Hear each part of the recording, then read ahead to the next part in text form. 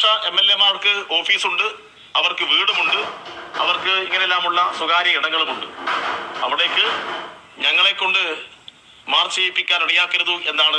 അങ്ങനെയുള്ള ഭീഷണിയൊന്നും വേണ്ട എന്നാണ് വളരെ മാന്യമായി DYFIക്കാരോട് ഞങ്ങൾക്ക് പറയാനുള്ളത്. നിങ്ങൾ നടത്തിയ സമരമൊക്കെ കേരളം കണ്ടതാണ്. വരും ദിവസങ്ങളിൽ ഈ സമരം ശക്തമാക്കും. ഇപ്പോൾ DYFI വന്ന് പറയുന്നത് ഞങ്ങൾ സമരം പ്രതിരോധിക്കുമെന്നാണ്. അങ്ങനെയുള്ള ഭീഷണിയൊന്നും വേണ്ട എന്നാണ് വളരെ മാന്യമായി DYFIക്കാരോട് ഞങ്ങൾക്ക് പറയാനുള്ളത്. നിങ്ങൾ നടത്തിയ സമരമൊക്കെ കേരളം കണ്ടതാണ്. ഉമ്മൻചാണ്ടി കേരളത്തിന് മുഖ്യമന്ത്രിയായിരുന്ന സമയത്ത് അദ്ദേഹത്തിന്റെ തലയടക്കം എറിഞ്ഞ് പരിക്കേൽപ്പിച്ചവരാണിവർ.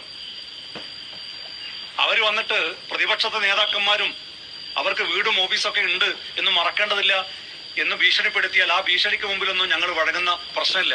അങ്ങനെ ഭയപ്പെട്ട് പിന്മാറുന്നവരല്ല ഞങ്ങൾ.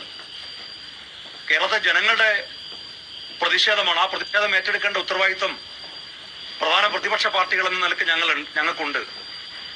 അതുകൊണ്ട് ഞങ്ങൾ തുടരും. വരും ദിവസങ്ങളിൽ, ഇപ്പൊ ചൊവ്വാഴ്ച സംസ്ഥാനത്തെ എല്ലാ നിയോജകമണ്ഡലങ്ങളിലും സമരാഗ്നി എന്ന പേരിൽ പ്രതിഷേധ സമരത്തിന് നേതൃത്വം കൊടുക്കാനാണ് യൂത്ത് ലീഗിന്റെ സംസ്ഥാന കമ്മിറ്റി തീരുമാനിച്ചത്.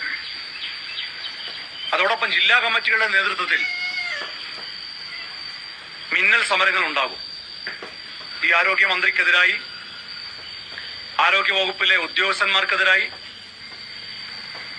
അതിശക്തമായ സമരങ്ങൾക്ക് വരും ദിവസങ്ങളിൽ ഞങ്ങൾ നേതൃത്വം കൊടുക്കും. അങ്ങനെയുള്ള ഭീഷണിയൊന്നും വേണ്ട എന്നാണ് വളരെ മാന്യമായി DYFIക്കാരോട് ഞങ്ങൾക്ക് പറയാനുള്ളത്.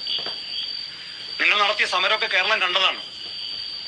ഉമ്മൻചാണ്ടി കേരളത്തിന് മുഖ്യമന്ത്രിയായിരുന്ന സമയത്ത് അദ്ദേഹത്തിന്റെ തലയടക്കം എറിഞ്ഞ് പരിക്കേൽപ്പിച്ചവരാണിവർ. അവിടേക്ക് ഞങ്ങളെ കൊണ്ട് മാർച്ച് ചെയ്യിപ്പിക്കാൻ ഇടയാക്കരുത്. അങ്ങനെയുള്ള ഭീഷണിയൊന്നും വേണ്ട.